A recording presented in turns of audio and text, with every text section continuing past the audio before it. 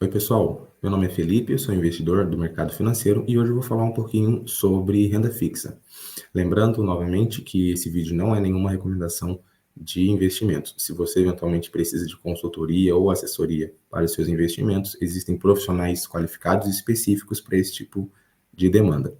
O propósito aqui desse canal é somente a gente trocar informações, ideias sobre mercado financeiro, sobre ativos financeiros e organização financeira. Então, se você gosta desse tipo de conteúdo, eu convido você aí a considerar se inscrever e deixar algum comentário aí no espaço de comentários, né? Seja concordando ou discordando de eventualmente alguma ideia que eu passar para vocês aqui. Então, eu vou compartilhar aqui com vocês já aqui a tela da corretora que eu utilizo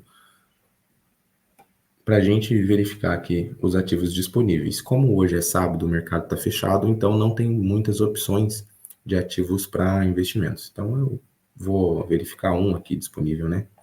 Que é o CDB da Will Financeira. Então, um ativo aí de renda fixa. Numa análise já primária, a gente verifica que é um ativo, é uma oferta primária, ou seja, do mercado primário, que quem escolher investir nesse ativo vai estar adquirindo ele basicamente da instituição que emitiu, né, da Will, e é um ativo garantido pelo FGC, ou seja, naquelas regras do Fundo Garantidor de Crédito, né, de até R$ 250 mil por instituição e por investidor, e até R$ 1 milhão por investidor.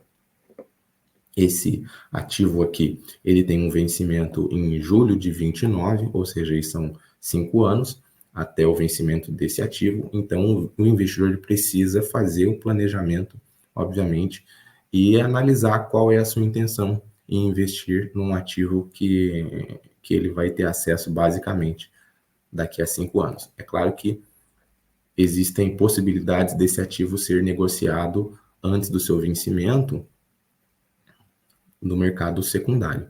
Ocorre que, eventualmente, o investidor vai ter que se desfazer de uma boa rentabilidade ou, eventualmente, pagar alguns pênaltis aí para se desfazer desse ativo. Então, o ideal seria que o investidor conseguisse se planejar para manter o seu investimento até o vencimento.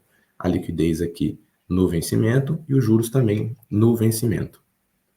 Ou seja, o investidor só vai ter acesso ao seu capital originário e aos juros no vencimento, então em 29.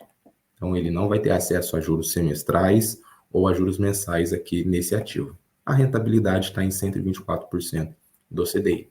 Então o CDI, né, a gente já sabe, ele acompanha basicamente a taxa Selic, apenas com um pequeno desconto. Então se a taxa Selic está em 10,5 ao ano, o CDI aí está em 10,4 ao ano. Então, ele vai pagar essa taxa do CDI mais 24%. Aqui a gente também consegue simular uma aplicação nesse ativo. Então, se a gente investisse o mínimo aqui nesse ativo, que é R$ 1.000, a gente vai ter uma rentabilidade bruta de R$ 2.002, vai pagar um imposto de renda de 150 e vai ter um retorno líquido de R$ 1.852. Ele já traz para a gente como seria a rentabilidade desse ativo, o que possibilita, né, um planejamento mais apurado do investidor na hora de escolher ou não esse tipo de ativo. E também uma outra sugestão de análise que eu faria, né, e que eu faço nos meus investimentos, é que você verifique a relação, né, com os investidores das instituições que você eventualmente aplica o seu capital. Então, eu vim aqui na página de relação com investidores da Will. A demonstração financeira mais recente que eu encontrei foi do primeiro semestre de 22. Então, a gente vai só dar uma passada aqui para fazer alguns comentários.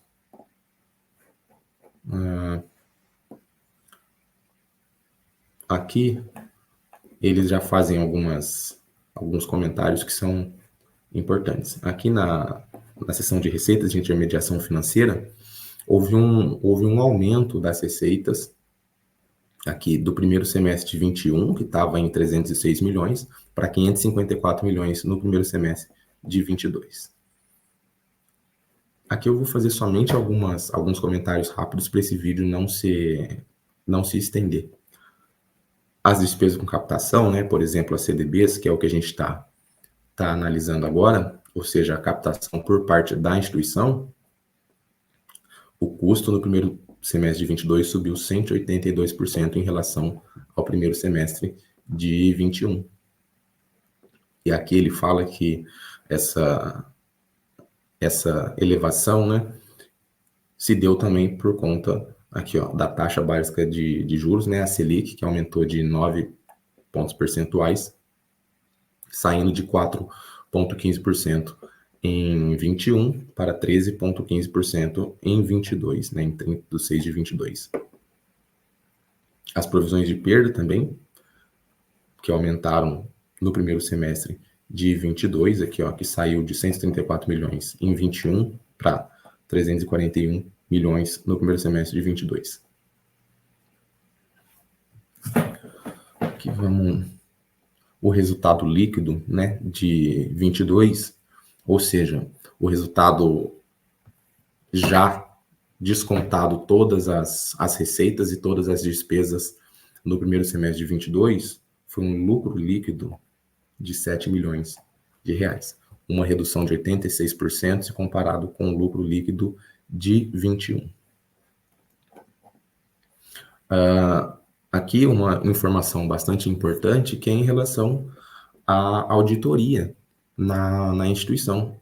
É muito importante que existam auditorias de qualidade independentes das instituições financeiras, porque isso traz transparência e isso também traz segurança para o investidor de que estão ocorrendo operações com lisura, né, com respeito às leis do mercado financeiro, às leis do país que a instituição está desenvolvendo as suas atividades. Então, isso é muito importante que haja uma auditoria séria e independente dessas empresas. Então, a Deloitte é uma empresa já bastante consolidada, né, no mercado, faz auditoria de diversas empresas e também demonstra, né, uma seriedade por parte da instituição financeira. Então, aqui, eles basicamente, eles falam que as demonstrações contábeis acima referido representam adequadamente em todos os aspectos relevantes a posição patrimonial e financeira da Will Financeira até 30 de junho de 22. Então, até 30 de junho de 22, a Deloitte entendeu, né, que os documentos apresentados e os resultados obtidos, né, os resultados financeiros, eles estavam em linha com o que foi apresentado pela instituição, segundo, né, as normas do Bacen, as normas da CVM, enfim, todas as normas contábeis. Existe uma complexidade nesse tipo de análise que eu não vou adentrar aqui. Se a gente aqui na seção de balanços patrimoniais, também o investidor pode fazer uma análise sobre o balanço patrimonial da empresa. Isso é uma análise um pouco mais técnica. Eu sei que não é esperado de todos os investidores que saibam tecnicamente avaliar cada informação do balanço patrimonial. O que eu recomendaria é somente que, pelo menos, o investidor tenha uma ideia de como funcionam os balanços patrimoniais, as demonstrações financeiras, né? Eu posso até sugerir um livro, que é o que eu utilizo, que é esse aqui, Warren Buffett e a Análise de Balanços, que traz diversas boas ideias para a gente poder analisar com um pouquinho mais de propriedade esse tipo de informação. Então, aqui eles trazem as demonstrações dos ativos, dos passivos, existem, né, as notas explicativas no final de cada sessão. Aqui ele também traz a DRE, né, do primeiro semestre de junho e do primeiro semestre de 21 e de 22, né, melhor dizendo. Aqui as receitas, como a gente já viu anteriormente, as receitas do primeiro semestre de 22 foram maiores do que as receitas do primeiro semestre de 21. As despesas também foram muito maiores. E lá ele explica, né, anteriormente, nos comentários, eles explicavam que houve uma expansão do quadro de funcionários, houve aumentos significativos das despesas por conta do aumento, né, das operações da financeira. O lucro líquido, né, no semestre, como a gente já viu anteriormente, de 7 milhões de reais. Lucro líquido do primeiro semestre de 21 em 48 milhões e de 22 em 7 milhões.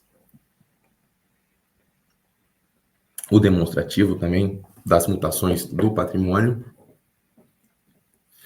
Novamente, eu não vou fazer uma análise criteriosa e extremamente técnica de cada informação aqui. Eu acho que isso também cabe a cada investidor analisar caso queira. E no final aqui ele tem as notas explicativas, né? Das demonstrações contábeis que a gente viu anteriormente. Então, cada informação dessa que está presente aqui no relatório, ele tem as notas que podem ser acessadas. E aí o investidor pode fazer uma análise do que ele tiver dúvida, do que ele precisar, do que ele verificar que é importante para a decisão dele de investir ou não nesse ativo. Tudo bem? Então, basicamente é isso. A gente fez análise aqui desse CDB. É uma análise que pode ser feita por cada investidor de uma forma, né, autônoma, e que são apenas sugestões e comentários sobre esse tipo de ativo. É claro que eu não estou falando aqui da renda fixa como um todo, né? Não estou falando de questões estruturais da renda fixa mas eu estou fazendo esse comentário somente desse CDB. A gente pode falar em outras oportunidades sobre renda fixa, mais generalista, né? De uma forma mais genérica sobre ativos de renda fixa. Não é o que eu fiz aqui nesse vídeo, nesse momento, mas a gente pode fazer numa outra oportunidade. Então, se você gostou desse vídeo, considere aí se inscrever nesse canal, deixar o seu comentário. Até a próxima.